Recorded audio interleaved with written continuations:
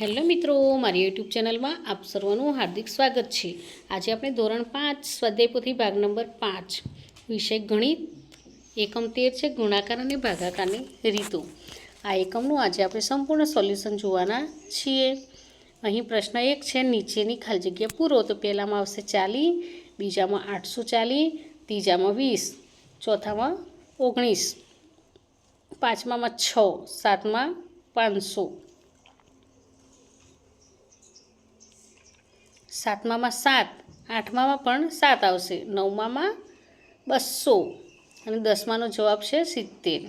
હવે પ્રશ્ન 2 છે, જોડકા જોડો। તો એ વિભાગના બી વિભાગ સાથે જોડકા જોડવાના છે। તો સીનો પહેલાનો સી જવાબ આવશે, બીજાનો ડી, ત્રીજાનો બી અને ચોથાનો એ આવશે। હવે નીચેના દાખલા ગણો। પહેલા દાખલાનો જવાબ આ રીતે છે। હવે આ બીજા દાખલાનો જવાબ છે,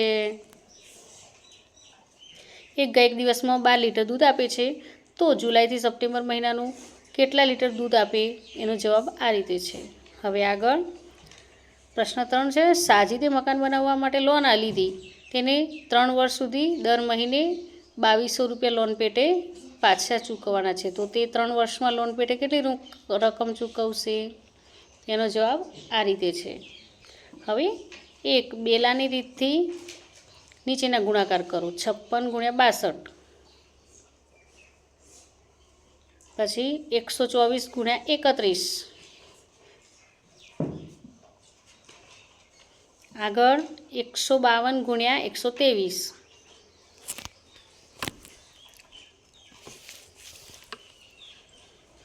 પછી હવે પ્રશ્ન 4 છે, આપેલ માહિતીના આધારે નીચેના દાખલા ગણો। જો આકાશ 2 મહિના કામ કરે તો તેને કેટલા રૂપિયા મળે? અહીં આકાશનો એક દિવસનો પગાર 180 રૂપિયા છે, તો એક મહિના બરાબર 30 દિવસ, તો કુલ દિવસો 2 × 30 બરાબર 60, એનો કુલ પગાર 60 × 180 બરાબર 10,800 રૂપિયા। પછી આ બીજો છે,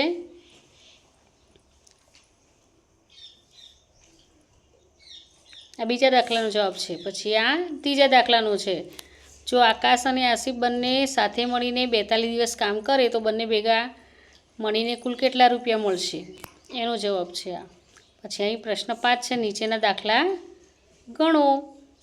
તો દાખલો છે, એક બોક્સમાં 22 લાડુ છે, બધા થઈને કુલ 25 બોક્સ છે। જો આ લાડુ 270 વિદ્યાર્થીઓને સરખે ભાગે આપવામાં આવે તો દરેક વિદ્યાર્થીને કેટલા લાડુ મળશે અને કેટલા લાડુ વધશે? પછી આ બીજો છે દાખલો, એક ચોરસ રૂમની લંબાઈ 4 મીટર છે, તો તે રૂમમાં 500 સેમી લંબાઈ ધરાવતી કેટલીક ચોરસ ટાઇલ્સ લગાવી શકાય? પછી આ ત્રીજો છે, એક બગીચામાં ગલગોટાના 225 છોડ છે, જો એક હારમાં 9 છોડ વાવેલા હોય તો કુલ કેટલી હાર થશે? તો કુલ છોડ 225, એક હારમાં છોડ 9, હારની સંખ્યા 225 / 9 બરાબર 25, તો બગીચામાં કુલ 25 હાર થશે।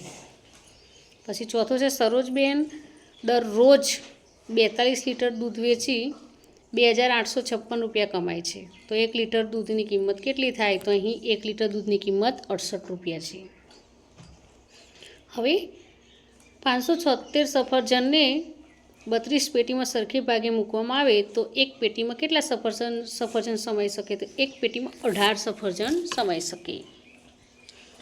હવે 6, માનસીનો એક દિવસનો પગાર 225 રૂપિયા છે, તો જુલાઈ મહિનાનો પગાર કેટલા રૂપિયા થાય? તો માનસીનો જુલાઈ મહિનાનો પગાર 7,025 રૂપિયા થશે। હવે પ્રશ્ન છે 6, ઉદાહરણ મુજબ ભાગાકાર કરવો। તો અહીં ઉદાહરણ આપેલા છે આપણે એ પ્રમાણે 4,496 / 16 અને 2,970 / 22નો ભાગાકાર કરવાનો છે। હવે આગળ 4,312 / 8 એનો આપણે દાખલો ગણવાનો છે। હવે પ્રશ્ન 7 છે, આપેલી આકૃતિના આધારે નીચેના દાખલા ગણો। અહીં ટોપીના 125 રૂપિયા, શર્ટના 375 રૂપિયા, ફ્રોકના 400 રૂપિયા, પેન્ટના 1200 રૂપિયા. આ રીતે દાખલો ગણવાનો છે કે 2 ટોપી અને 2 ફ્રોકની કિંમત કેટલી થાય, તો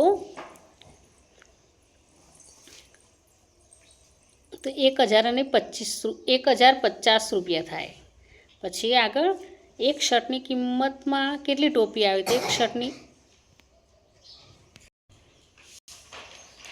તો એક શર્ટની કિંમતમાં 3 ટોપી આવે. પછી એક શર્ટ અને એક પેન્ટ લઈએ તો કેટલા રૂપિયા ચૂકવવા પડે, તો 1575 રૂપિયા ચૂકવવા પડે. પછી આગળ 3 ફ્રોકની કિંમતમાં કઈ વસ્તુ ખરીદી શકાય, તો એક પેન્ટ ખરીદી શકાય. પછી આસિફે એક ટોપી, 2 શર્ટ અને એક ફ્રોક ખરીદ્યું અને 1500 રૂપિયા ચૂકવ્યા, તો તેને કેટલા રૂપિયા પાછા લેવાના થાય, તો તેને 225 રૂપિયા પાછા લેવાના થાય. પછી સરોજ પાસે 2000 રૂપિયા છે, તો તે કઈ કઈ વસ્તુ ખરીદી શકશે, તો તે એક પેન્ટ, એક ફ્રોક અને એક શર્ટ ખરીદી શકશે. પછી બધી જ વસ્તુની એક ખરીદી કરીએ તો કુલ કેટલા રૂપિયા ચૂકવવા પડે, તો 2100 રૂપિયા ચૂકવવા પડે. હવે અહીં પ્રવૃત્તિ છે. તમારા મમ્મી અથવા દાદી સાથે શાક માર્કેટની મુલાકાત લઈ તે દિવસે તમે ખરીદેલ શાકભાજીની યાદી બનાવી નીચેનું કોષ્ટક પૂર્ણ કરો. તો ખરીદેલી શાકભાજી છે બટાકા, ટામેટાં, ડુંગળી, ભીંડા, રીંગણ. વજન: બટાકા 2 કિલો, ચૂકવેલા રૂપિયા 60, ટામેટાં 1 કિલો તો 40 રૂપિયા, ડુંગળી 2 કિલો તો 50 રૂપિયા, ભીંડા 500 ગ્રામ તો 30 રૂપિયા, રીંગણ 1 કિલો તો 50 રૂપિયા.